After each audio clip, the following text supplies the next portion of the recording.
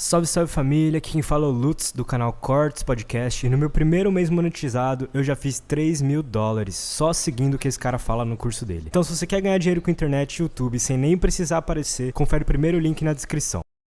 E o mais próximo que a gente chegou a descobrir alguma coisa lá fora aqui da Terra, qual foi? Ou em que pé a gente tá? Porque eu escuto da atmosfera de Vênus, satélites de Júpiter, em Marte teve água. Eu lembro quando era criança, cara, parecia que algum dia a gente ia apontar o telescópio pra Marte e a gente ia ver marciano lá. Tinha essa certeza que lá teve vida ou tem vida, né? No século retrasado era certeza, né? Por Todo que? mundo sabia. Vinha isso? Do desenho da... Isso veio do desenho, das primeiras observações de Marte, por Schiaparelli, que foi um astrônomo italiano, que observou a estrutura do planeta com um telescópio simples e desenhou à mão aquilo que ele via. E quando ele desenhou à mão, ele viu que existiam linhas que pareciam aquedutos.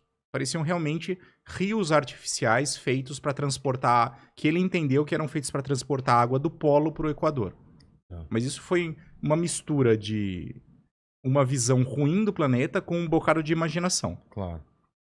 Do pouco que se conhecia de ciência na época. E porque já se acreditava que existia vida em Marte.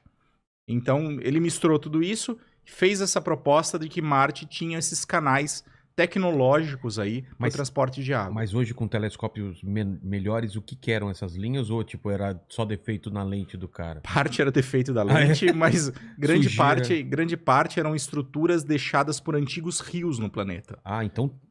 Tinha rios. Tinha rio mesmo. Marte teve rios, teve lagos, teve oceanos. Caramba! E essas marcas estão na superfície do planeta, então você vê vales gigantescos, como se fosse o nosso Grand Canyon, mas um Grand Canyon gigantesco que existe em Marte, que foi cortada por um rio, que ficaram, porque Marte perdeu a água, né? Como? No tempo. Bilhões de anos atrás, 3 bilhões de anos atrás, mais ou menos, Marte passava por um período chamado Noaquiano, que era um período em que Marte tinha uma atmosfera como a do nosso planeta, uma atmosfera espessa, tinha água líquida na superfície, tinha um oceano que cobria toda a superfície. Toda? Quase toda. Tinha espaço para rios e lagos. Tá. Mas Marte é um planeta que é menor que a Terra. E por isso, ela tinha um campo magnético. Como a Terra tem um campo magnético, que é o que faz as nossas bússolas apontarem para o norte. Mas mais do que isso, o campo magnético... ele tem um papel fundamental em proteger o nosso planeta da radiação espacial.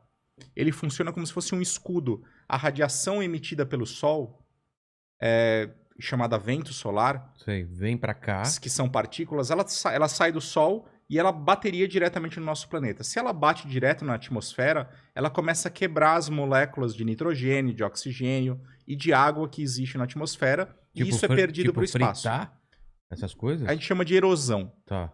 Mas é basicamente fritar a atmosfera. Qual que é aquele filme bizarro? O Núcleo, né? Vocês lembram do Núcleo? Lembro. Que para o núcleo, e daí começa a entrar o vento solar. Bombardear o núcleo, Bombardear o núcleo, exato. Então, esse núcleo protege a gente desse ataque do vento solar. Fazendo o quê? O que o campo magnético faz, ele deflete, ele desvia esse vento solar da Terra. Então, existe uma interação das partículas carregadas com o campo magnético que faz com que eles desviem do planeta. Mas não está no centro da Terra? O núcleo tá, mas esse núcleo gira, e quando ele gira, ele funciona como se fosse um dínamo. Sei. E quando o dínamo gira, ele produz um campo magnético com formato dipolar. Caramba! Que envolve todo o nosso planeta, e numa dimensão muito maior que a Terra. Então, isso é bem maior que a Terra. A gente tem um escudo na nossa volta. E esse escudo ele tem a forma, como eu falei, bipolar, de maneira que ele entra no polo norte e no polo sul do planeta. Quando ele entra... fazendo 2 Cs, assim. Isso, 2 Cs. As partículas carregadas do Sol, elas desviam para o lado e parte delas desvia para o polo norte e para o polo sul. E elas entram nessas regiões. Quando elas entram... o quê? As auroras boreais e austrais. Isso que eu ia perguntar, caramba! Então, as auroras são fruto da interação do vento solar com a alta atmosfera do nosso planeta. Caramba! Então isso acontece. Mas se você tira completamente o campo magnético, esse vento bateria diretamente na atmosfera. No início ia ser lindo, porque a gente ia ver auroras Em aqui. todo lugar. E logo depois a gente ia se ferrar. Olha que lindo! A gente ia fritar com o tempo. Mas a atmosfera ia ser perdida e toda a água ia acabar evaporando no meio do caminho. E isso aconteceu com Marte, porque Marte, por ser um planeta menor que a Terra, ele resfriou muito mais rápido. E quando ele resfriou, o núcleo líquido se congelou e parou. Igual no filme. Igual no filme, o núcleo. Ele parou. E quando ele parou, desligou o campo magnético, veio o vento solar, erodiu completamente a atmosfera, perdeu a água, foi para o espaço. E parte ficou congelada debaixo do solo ou não? Uma parte ficou congelada no subsolo. Então, a gente acreditava que isso tinha acontecido. As últimas missões comprovaram isso usando espectrômetros alfa e outras técnicas analíticas para mostrar e mapear o gelo que existe em Marte. Então, hoje a gente sabe que existe gelo no subsolo marciano. Mas esse gelo, essa água não é parecida com a nossa composição de água daqui, ou é parecido?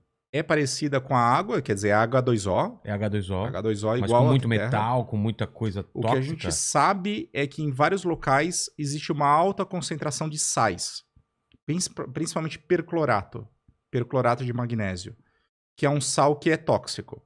Então não é uma água muito simples, assim, não é água potável não para a maioria dos organismos.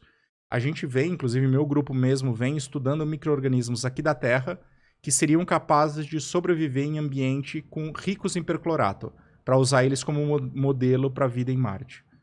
Mas não sei nem se é sua área de conhecimento, mas para a gente aproveitar essa água para tornar ela potável é possível.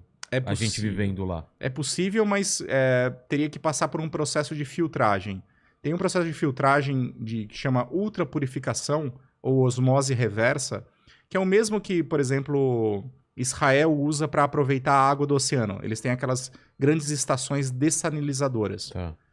Dá para dessalinizar a água de Marte também usando esse mesmo tipo de tecnologia. Então é possível. E não dá para bombardear e fazer essa água jorrar e transformar em lago. Eu tô viajando, né?